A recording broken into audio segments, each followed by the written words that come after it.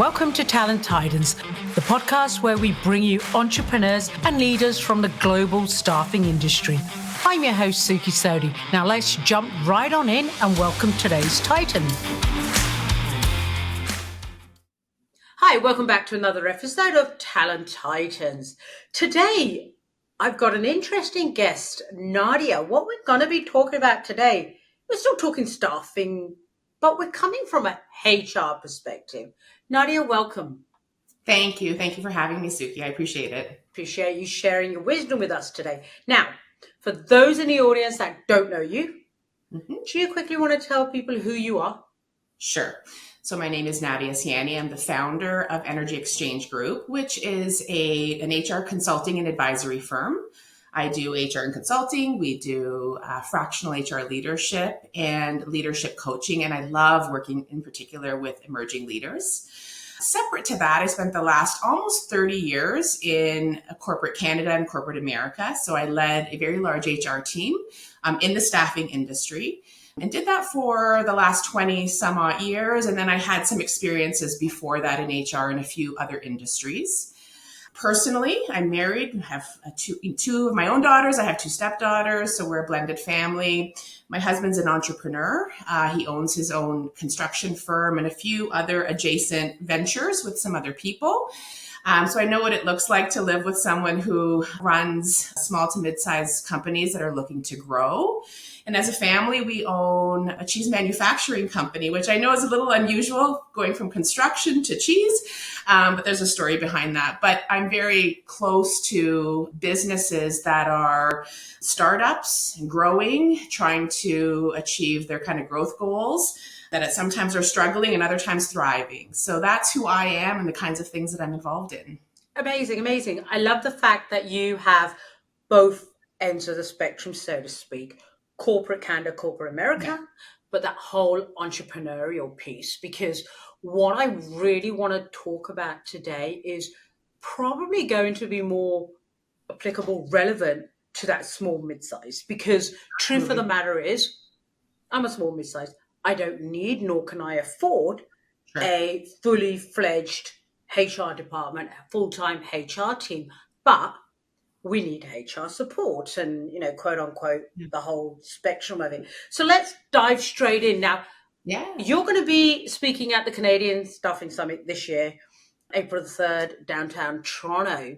And you're going to be talking about winning the influence game. So I'm going to start there, if you don't mind. Small staffing businesses don't always have the clout and the presence of some of their larger competitors. How can they cut through all of that noise, use your influence formula, and win over clients and candidates who might, for lack of a better word, dismiss them for the perceived bigger fish? Yeah. I actually think small to mid-sized firms in the staffing industry have a unique differentiator.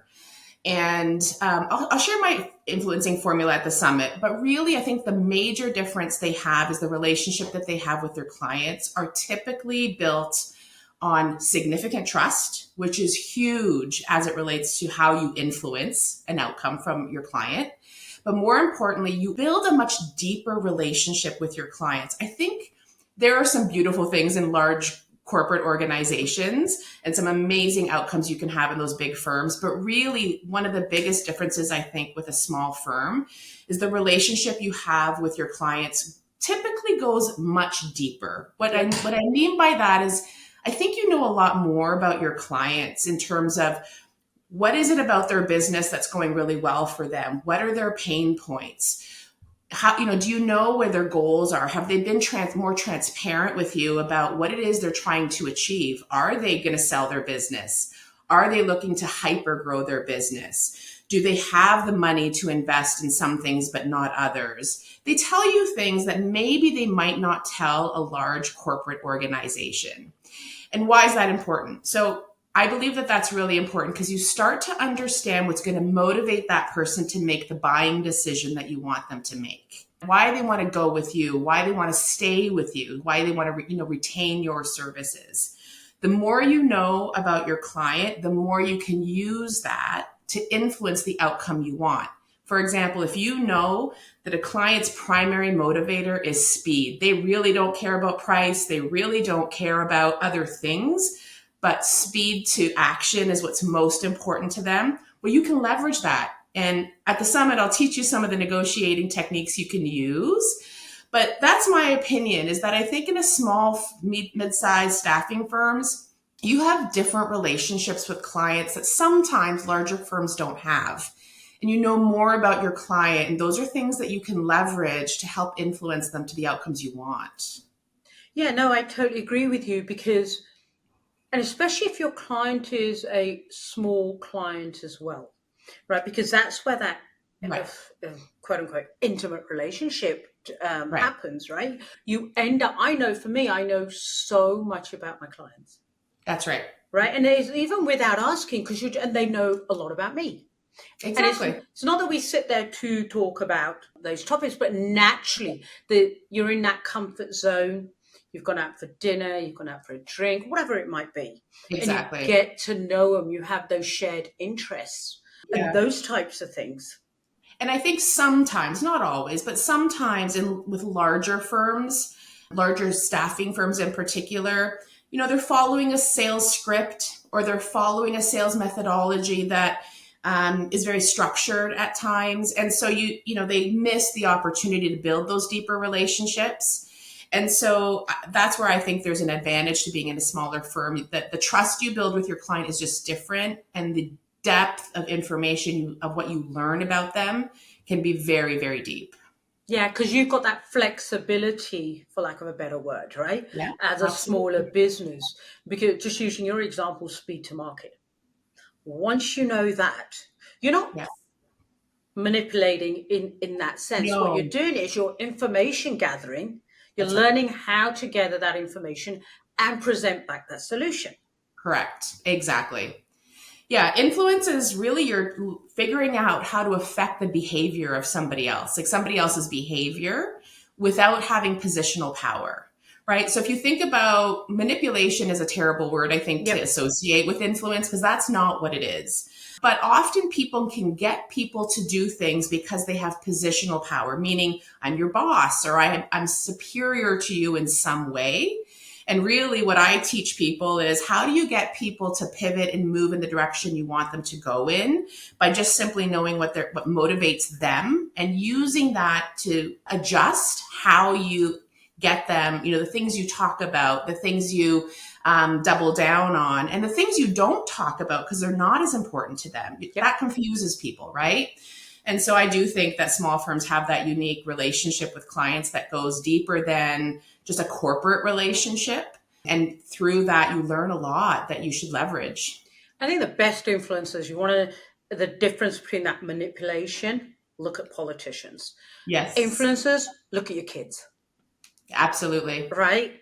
Absolutely. Just the way they do it. I remember years ago, my daughter Kieran, she knew exactly how to get my husband to go what they called fun shop. He'd Yes. say, "How are you? You know what's happening?" "Oh, Dad," and that was it, right? But Yeah. that's influencing. Well, think about social media, right? And if everybody listening to this kind of goes onto their phones and you figure out who am I following and why am I following them? Are you following fashion influencers? Are you following health and fitness influencers? Are you following people who are advocating for cleaner products, right? Natural or cleaner products. Well, you've chosen those influencers because those are the things that motivate you, that you're Yep. interested in. So it's no different if you're in sales or the head of a company, right? Part of what you're trying to figure out is I'm going to be that social media influencer with my clients. Unfortunately, I don't know what they're motivated by, so I've got to figure that out first. Once you know what those things are, then you can adjust and pivot your approach and style to speak to what's motivating them. One of the things I find in the coaching business, actually, even on my rec side, when I'm talking to smaller businesses, they actually don't recognize that uniqueness, that advantage that you're talking about. That they see it, and I'm generalizing, sweeping Sure. statement, I Yes. get it, but they see it as a threat. I'm too small, I can't compete. But ultimately, people buy people. I know that's a cliche, but that's the truth of the matter. Correct. Correct. I agree with you. Yeah, I right? agree with you So completely. it's And I think learning that. Sorry, if go I'm on. going to put my kind of leadership coach on my hat there, I would say that's a mindset shift that Yep, if you're running a business, you need to make. $100%. That's all in your head, and you need to be able to work with someone who can help shift your mindset on that. Yep. Now that takes me nicely into my next question, which is about leading when you are stretched thin. Smaller businesses run Yeah. lean, right? That's the Yeah. truth of the matter. Let's face it, smaller business owners, they're often juggling leadership, sales, recruitment, everything. The Yeah. number of different hats that they have to wear. I want your no nonsense advice for leading a small, overstretched team without burning out yourself. People who know me know that I'm no nonsense. So I'll give it to you straight, Suki. I guess I'll start with some tough love on this one because I do think that if your mindset is I'm too stretched thin to spend time with, to onboard, coach, mentor, give direction to my team, I think you're missing a major part of your business. So I think that you've got to shift your mindset on that immediately. To me, I think keeping a good handle on your financials and a good handle on your people are like tied in first position. But here's the thing, you've got to think about the people on your team as a direct, they are your part of your reputation, right? They are part of building the culture of your company. They are representing you in the market. And so I would say spending time with them can be time consuming, but I think you can create systems and structure that helps you do it in the most efficient way. So I think it goes without saying that you can do some things like when you have one-on-one time that's dedicated with people, they know I've got protected time with my leader. I don't have to call them every second of every day. So, you can create systems that allow your team to have time with you, but it's also within the construct of structured time so that I've got protected time for other things and my team. So I would say do things like make sure you've got some one-on-one time with folks that's appropriate for the person. So one of the mistakes I see leaders make is, if I'm going to do one-on-one time, everybody's going to get the same amount of time and the same frequency. So everybody gets an hour every week. Well, some people need an hour every day because they're brand new. Others need an hour every week, and some need it every month. And so I do think look at it in a more kind of fixed and flexible approach where not all your people need exactly the same thing. So don't fall into that construct of what I do for one, I have to do exactly the same for everybody else. Really look at the team. And the other thing I guess I'll say is that one of the reasons people are wrapped up with their teams a lot is because they're the decision maker for everything. So one of the things, I do work with a lot of small to mid-sized businesses. And one of the things I see repeated routinely is that the owner of the business or the person in charge is really making almost every decision that's coming through that office. And so one of the things we try to work on is how do you give the team enough, leeway to make decisions, but how do you do it in a safe way? So one of the things I've been teaching a lot of leaders to do is when people make decisions, so give them some responsibility and accountability to make independent decisions, but always follow every decision that they make up with some quick feedback. What you're doing when you do that is two things. One, you're immediately telling them that the decision they made is good or bad based on your frameworks, the things that are important to you as a leader. So you made a great decision and here's why. So now they understand I can replicate that, knowing what's important to my leader. The flip side of that is I wouldn't have made that decision and here's why. Now they know the framework they should run decisions through. And so you send them off again to kind of continue that pattern of make decisions, let me know how it went, I'll give you some feedback. Very quickly, you'll start to see that people become empowered to make decisions. They understand the things that you want them to think about as they're making those decisions.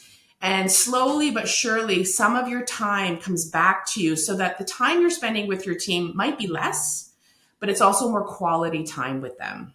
So you do, as a leader, have to spend probably more time up front with people before you can almost let go so that they, you kind of release some of your time to them.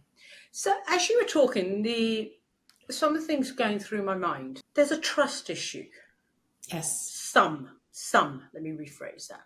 Yes. Some owners have. Yes. And I often, this is my response when, it's like trust, don't have people around me to do that. And then you dig deep because you automatically think, okay, trust. What's the person? Well, was there a breach of trust, Sure. right? And it's not a breach of trust. It's not even trust. It's they don't trust themselves to hire the right people around them Yeah. and to delegate. And so, Yes. so a lot of people are scared. Oh, but that's my baby. I built this business. Nobody can do this better than I was one of those people Yes. years ago. I was one of those people. I was like, no, I've worked so hard. Yeah. I need to make sure nothing goes wrong, until I realized the person suffocating the business was looking back at me in the mirror, right? Right. So, I guess what I'm saying is those people listening to this and they are in that burnout stage where they're having to do everything, I would suggest you ask yourself, why am I not trusting these people? What is it? Well, it's kind of a catch-22. So, and I would ask a slightly different question also, is my lack of trust or being able to build trust with people to give them enough leeway to go and act and operate more independently, getting in the way of me achieving my goals? Because I do think if you look at why am I not achieving growth, or why am I unable to get past this threshold of, where the business is at, there is a point at which not trusting your people, so not surrounding yourself with the right people, not trusting them, not giving them enough autonomy, is going to plateau you. Like, you're going to get to a point where you can't go any further. And if that's satisfying to you, then great. But if you do have bigger goals, that's one of the reasons that's probably going to hold you back. But I would say that building trust with people does require you to take some risks and allow them to make a few mistakes. And so I think it's almost impossible to either be a business leader, or to be in charge of a unit and not allow your people to make some mistakes. What you do about those mistakes as a leader is really what changes the game for you. So if you stew in it and get upset that a mistake was made, don't really handle it the right way, the company's not, and that your people are not learning from that mistake. And so they're likely to repeat it. But if you do all the right things after a mistake is made, it can actually be an opportunity for growth within the company. And it actually allows you to create some trust with people, knowing that they're likely going to potentially do the right thing next time. So if you give them really good feedback, that didn't go well. Let's talk about why that didn't go well. And you deliver that in a way that is clear, right? Because I think clarity is kindness. If when you're clear with people, they should know exactly where they stand with you, but do it in a way that's, empowers them to, you don't want them to walk out the door feeling beat up. You want them to walk out the door feeling like, okay, I made a mistake. I understand why and what happened there, but now I'm going to do better for you. And that actually helps to build trust between you, because now I'm thinking, okay, I've given this person some feedback. My expectation is they're going to do better next time. And there has to be a little bit of a leap of faith to help, give people the opportunity. But I think also when you are stewing in the problem, Yes. so to speak, what you're also telling everybody else that never made a mistake, don't use any initiative, please. Because if you Correct. get it wrong, you're going to be Absolutely. on the receiving end of this. Like, honestly, I don't believe there's a single leader out there who's not made these mistakes you and I are talking about. A Some of million. us own up, admit them, Yeah. others don't, right? Yes. Others think they were born perfect leaders. But that's just one of the growing pains, I guess, as a leader. And as a Go leader, if you've got to think back to your career, who were those pivotal people in your career that gave you the reins to run, right? Those are probably the moments that allowed you to grow to where you are today. So give those same opportunities to your people. Yeah, actually, a strategy that works for me when I was learning to let go or delegate, should I say, was Yes. I would talk through the Yes. problem or the decision with Dave or whoever it was, right? So rather than just throw him in and say, go and make that, I would be like, okay, so how do you want to handle this? So that Yeah. gave me the level of confidence. It allowed me to coach in the moment. And then if it didn't work out, it didn't work out. Yeah. One tip that I give to leaders is if you're sending someone off to make a decision that, you want them to make it on their own, but you're feeling a little apprehensive about it, is a couple of things. One, I say ask 3 questions before you make any statements. So it's a great way for you to ask a couple of questions of the person to say, what are they going to see what they're going to do, Yep. right? So, here's the situation. What are the steps you're going to take? What plans do you have to resolve this? How are you going to go about doing that? So you ask a number of questions, and right away you can tell they're down the right path. All they need is a few coaching moments from me to really land this thing, or they're down the wrong path. And that's okay. I'm going to guide them then. Now you're pivoting your leadership. So I always say ask more questions than you make statements at the beginning, and then see where give the person the chance to tell you, the path that they're going to take. 100%. So it leads me into just talking of teams. I mean, the good old remote, right? Keeping Yes. remote teams in check. Sure. Small business owners managing remotely can quickly spiral into chaos. Mm. Okay. What's the one thing they absolutely need to nail to ensure accountability, productivity, and team alignment? Yeah, I actually have 3 tips for you. Oh, So cool. Even better. yeah. Even I better. actually led a fully remote team. So I was remote as the leader. So I worked from home. My team was sort of across North America. So some people were in offices, but me as their leader, I was remote. Many of them were remote, working from home in other places. And so I know what it looks like to lead remote teams. I would say 3 things. One, random check-ins. So I know that maybe feels like, oh, I'm just popping in, but I do think it serves 2 purposes. One, they know that you're going to connect with them off cycle. So you might have one-on-ones or team meetings and those kinds of regular things that are in your calendar. But I do think it's really important if you're, using technology like Teams, just pick a couple people at random and check in on them. How are you doing? I think it accomplishes 2 things. One, my boss might call me at any moment. You never really know when she's going to call. And I do think there's some value in that, right? Knowing that I do need to be present. There is something about, being present that's Yep. important. So my boss might call me, my boss's boss might call me. And then secondly, it actually gives you an opportunity to just connect, not about work. And I think with remote teams, that's really important because too often you fall into this path of the only reason we're going to get on a Teams call is because I want to talk to you about work. And now you're not building a relationship or a team, dynamic. So I think one is random calls. Just call people at random and check in on them. 2, I would say use your technology. So if you're still just picking up a phone and phoning someone, it's not the same as using some kind of video technology. I know Teams is a big one that a lot of Yep. companies use.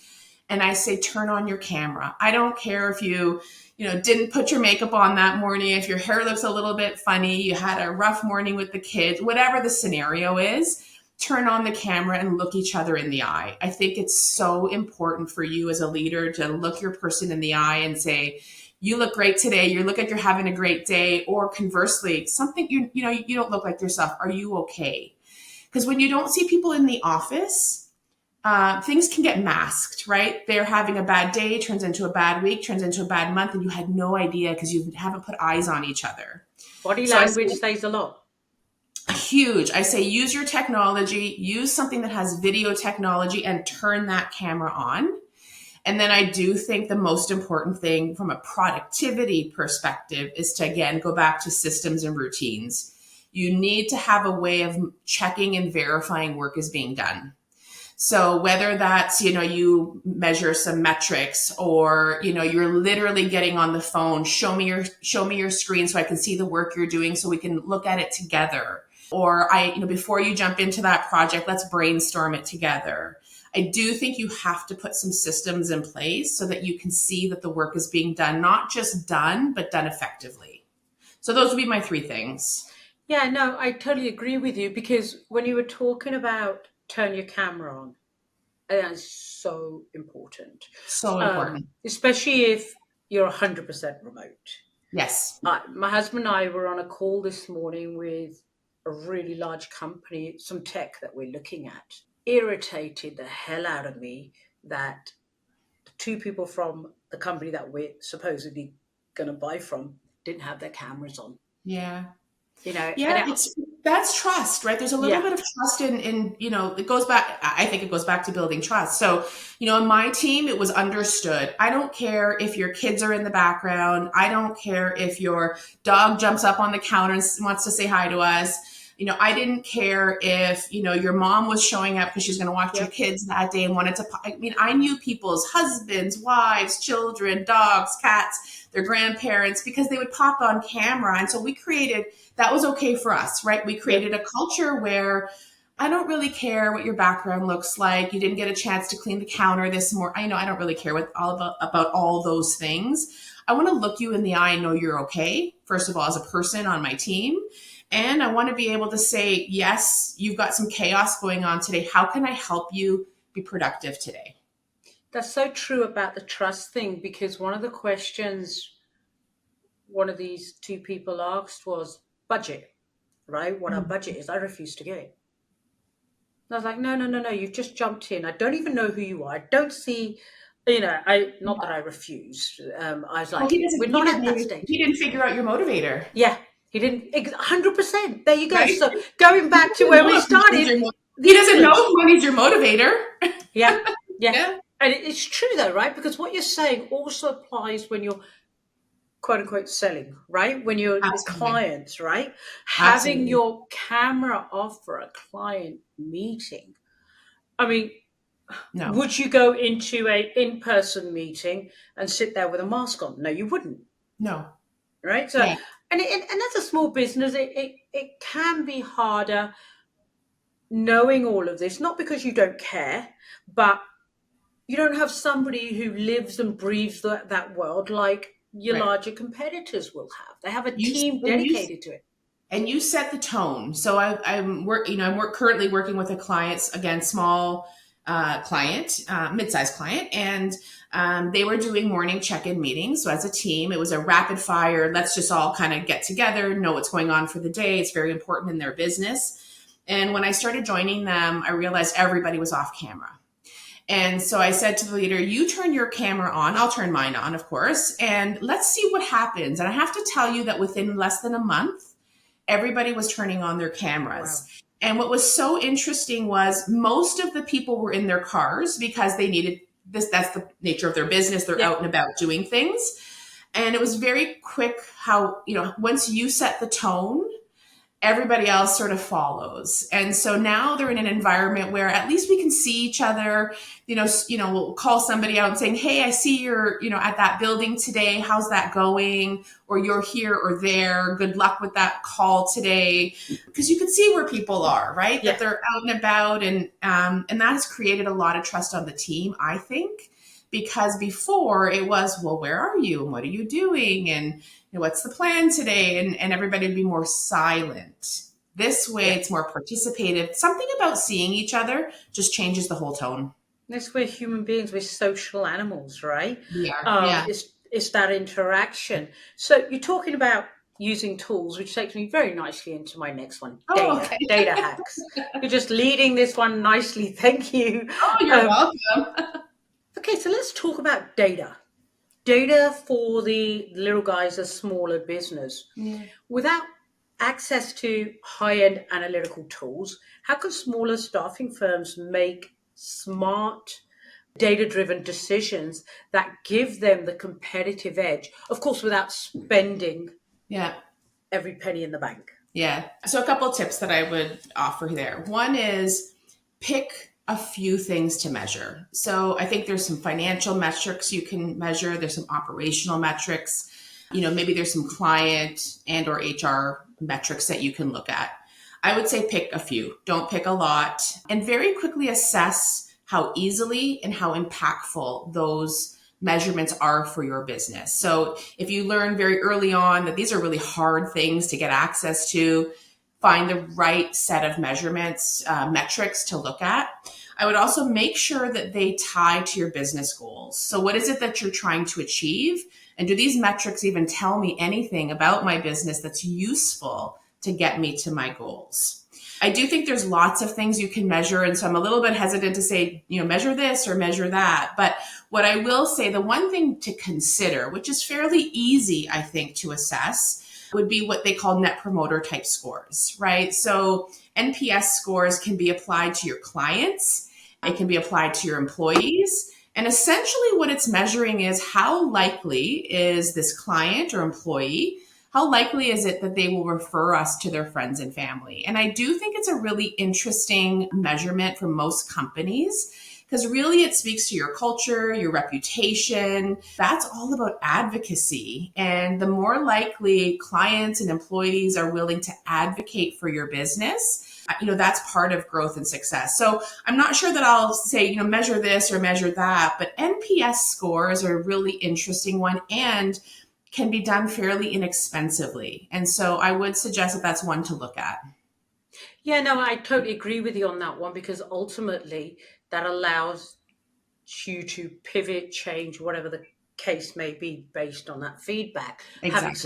Having said that, you've got to have pretty thick skin because no point getting that feedback and then Yes. blaming others or not doing something about it, all of that kind of stuff, right? Agreed. But I Yeah. think also if you have to have data-driven decisions, right? That I don't think anyone's arguing that one. But I think you also got to make sure you're measuring stuff, as you said, that's going to move the needle, That's right. but it's Yeah. also measurable. That's right. And I think you can figure out pretty early on, one of the dangers as a small leader is that you sort of say, okay, these are the 5, 10 things we're going to measure overall in our business. And then one of two things happens. You measure them at all costs. Meaning it's really hard to get this data. Your people are spending too much time. It doesn't really tell us enough, but you stay the course with them despite knowing you probably have to pivot on some of them. Or the converse happens where you pick some things to measure, you measure them for a month or a quarter or two, and then you kind of abandon them and never look at them again. So that's why I say pick a few, pick the ones that are really meaningful, that really tell you the story, the health of your business, the health of your employees, the health of your clients, and that are actionable. Can you do something about what you're learning from this data to move your business in the right direction? But I think I'd also add to that, your applicant tracking system is going to be able to pull the data. You just have to tell it what data to pull. Correct. Right? That's right. So, and it's where people start asking for data that's outside of that applicant tracking system. Yes. Or out of a system, whether it's a finance system, Yeah. that people have to do manual. Now your salespeople are not selling, but Correct. trying to find the data. Yeah, right? And I would say any technology you buy, it should be one of the questions you're asking is, how easy or difficult is it to get reporting out of this? What data and analytics come, off the shelf, or I have to build within it? I think those are important questions when you're analyzing data systems or technology that you're making an investment.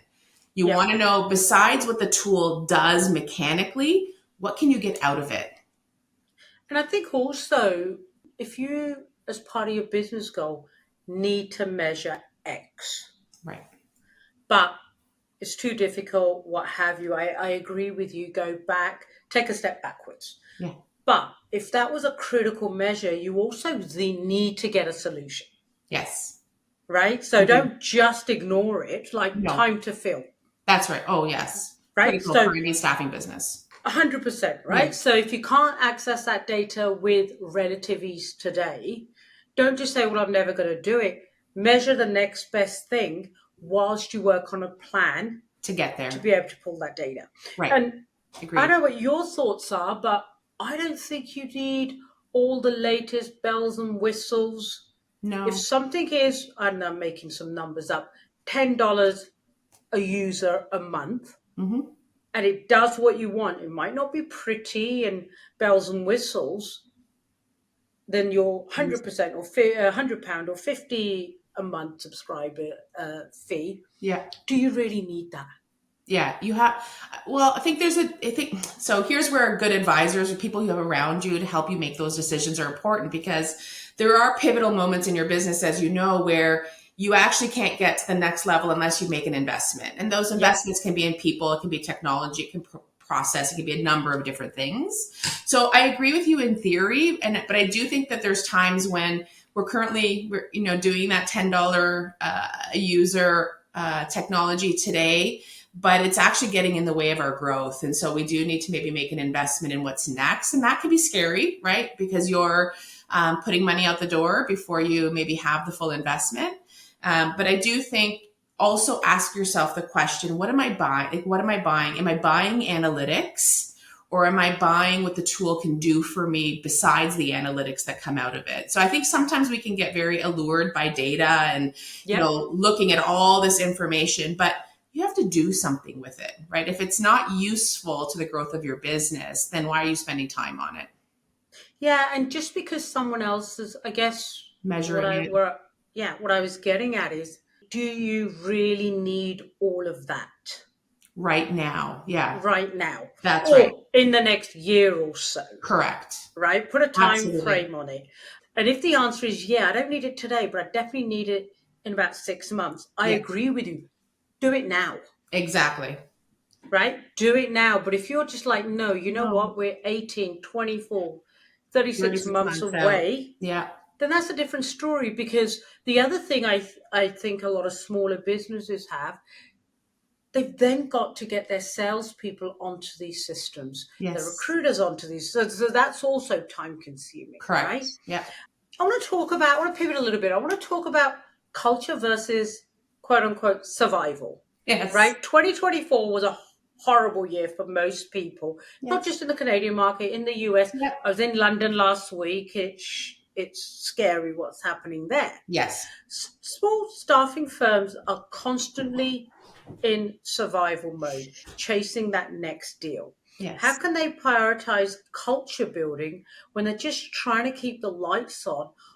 Or is it even worth the effort? Yeah. Now, I'm basing this from, it's been a tough year. Here. Yeah.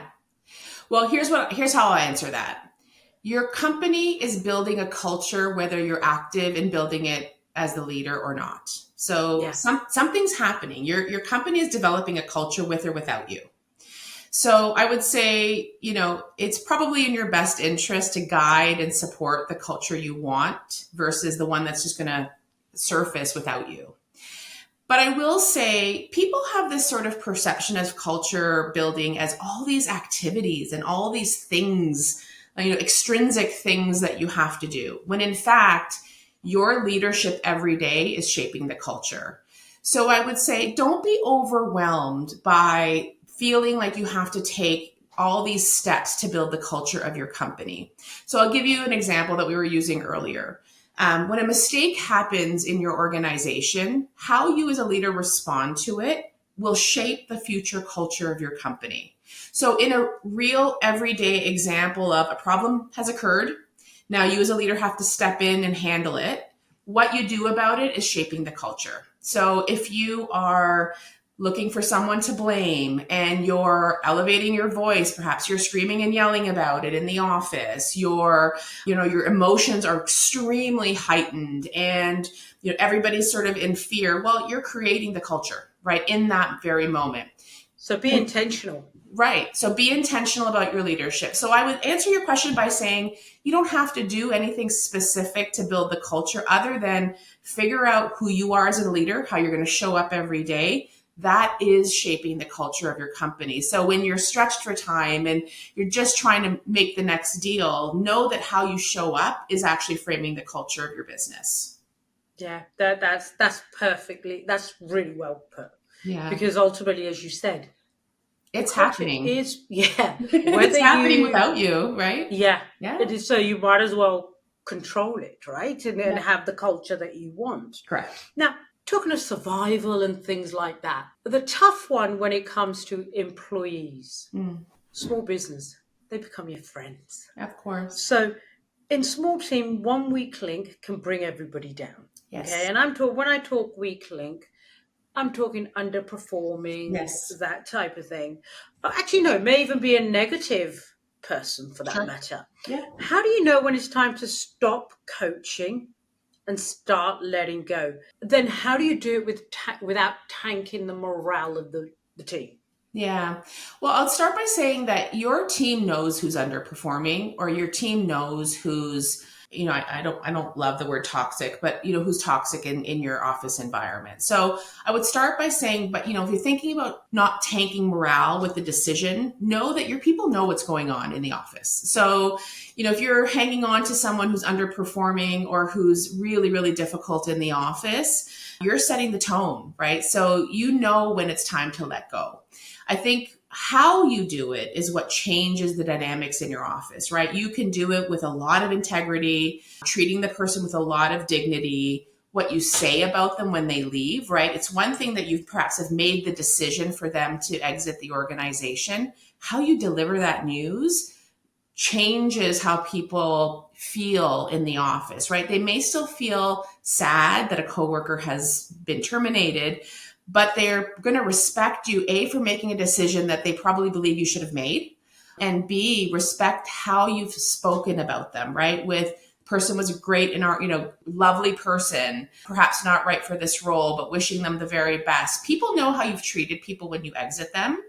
So I would say, how do you know? Most leaders know when it's time to cut ties. I think we fool ourselves a little bit to say, I don't know. I don't know. I think you do know.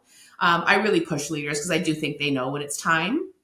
They So just don't want to do it. I They would don't want to do challenge it. that And assumption. They know. yeah, they know. And that's true of whether you're working for a large enterprise or not, right? As And more leaders, importantly, we do know. Suki, everybody in your office knows when it's time. Yeah, I yeah. truly believe that. So I think if you're thinking, I'm just hanging on, you're fooling yourself a little bit as a leader because everybody in your office knows when it's time to cut ties as well.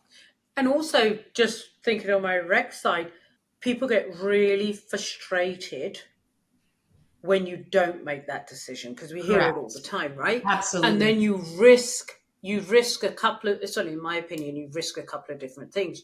You risk your good leaders going, beg your pardon, your good people going. Yes. So what are you left with? You're left with poor and average, Correct. right? Well, Or and it goes they back to they stop culture. working. Yeah, well, it goes Sorry? back to culture. You've now Yeah, made a decision that's again impacting your culture. yeah. I know we're running out of time, but I want to Yes. ask you one final question. All right. Time to get out your crystal ball. Future proofing without a fancy budget is what I want to talk about. Mm, AI, automation, industry disruptions, they're here to stay and they're coming hard and fast. What was new yesterday is no longer the next thing. Today there's something else, right? yeah. What's your advice for small staffing business to stay ahead of the curve? Those staffing business stay ahead of the curve without the luxury of a six-figure tech budget. Yeah. I'm going to answer this a different way because I do have a little bit of a bias on this one. And I think it's Okay. invest in your leadership and invest in your people. At the end of the day, your clients are buying from you. They're buying from you and your people. They're not buying because you bought the latest technology, right? They're buying because they've built a trust with you. They're buying because they've built a relationship with you. They're buying because you've delivered quality service, whatever it is that your product is, you've delivered it with success. And at the end of the day, that's because of you and the people in your organization, not because you've got the fanciest AI tool and technology. Those things they might help with speeding up how you do things and, other improvements. So that's my bias is at the end of the day, if you don't have a lot to invest in your leadership and how you're going to lead your company and invest in your people to be amazing at what they do. Yeah, because the truth of the matter is, as we've said, you've never got the latest technology. That's the truth of the Never. matter, right? No. Because it's constantly changing. The way I look at it, 100% agree with what you said, invest in your people. But especially if you're in that temp space, you Yes. need that technology, speed to market, It's candidate ease, important. all of that stuff, right? Yeah. You don't have to go out and buy the most expensive system. There's some really phenomenal Yeah. tools, and many of them are going to be at the Staffing Summit, some of our Great. sponsors, right? We can just white label. Yeah. And I think this industry needs to start sharing. And we're a little bit of a private industry in the staffing world. And but so catchy a lot of the time. Yeah. And so I think ask each other what tool are you using? Do you love it? Is it great? What's the affordability of it? So I do think it's worth asking what other people are using. But again, I go back, invest in your leadership and invest in your people. That's the beauty, like the staffing summit, right? That's what we actively encourage. Exactly. I remember the very first one we done, not last year, year before, they were sitting around tables, not even looking at each other. Yeah. And I remember saying something to the effect of, you're all scared that by talking to them, they're going to know your client base. Well, if they're doing their job, they already know your client base. Right. Exactly. And it's talk and it's engaged. You don't have to discuss confidential things, but sometimes just being in an environment like that, you're like, oh, I'm not the only one with this problem. Yeah. Yeah. I agree. I'm not the only one that's staying awake at night because of A, B, C, D. Right. I agree. Right. So it may not give you the solution, but you're not by yourself. So, okay. So I'm going to wrap up now. So your influence formula, if people want to know what that is, they must attend your session at the summit. So what I will do is I will put the link there. Perfect. Right. I'll put that link there. Final words, anything to add to what we already said before we wrap up? No, I thank you for having me on your podcast. I really, really appreciate it. I do think there's so much work to do for leaders to really build their leadership. Every decision that you make, every action that you take, you are moving your company either closer to its goals or further away. So definitely consider making an investment in yourself. I know we think a lot about our people, but as leaders, think about what you can do for yourself to level up your leadership. Yeah, because we're always under the microscope, right? We are. Doesn't matter, big, small decisions you make, there's always somebody that's not going to agree with it, right? Exactly. And you can only make the best decision based on the information in front of you. Nadia, thank you ever so much for your time. If people want to reach out to you, what's the best way to do that? My website is probably the best way. You can book some time with me through there. You can see what I do. So it's www.energyxchangegroup.com, and energy is energy, and then the letter X, change, group.com. Fantastic. Nadia, thank you ever so much. I'll see you at the summit. Thank you, Suki. Take care. Bye-bye. Bye for now. Thank you for listening to this episode of Talent Titans, brought to you by Recruitment Professional Forum, where they're building a grassroots community for professionals and leaders in the recruitment industry to collaborate, advocate, and advance the profession. If you liked or were inspired by what you heard, make sure to follow, subscribe, and even leave a review. It lets more talented recruiters like you find the show. Until next time, keep on being a talent titan.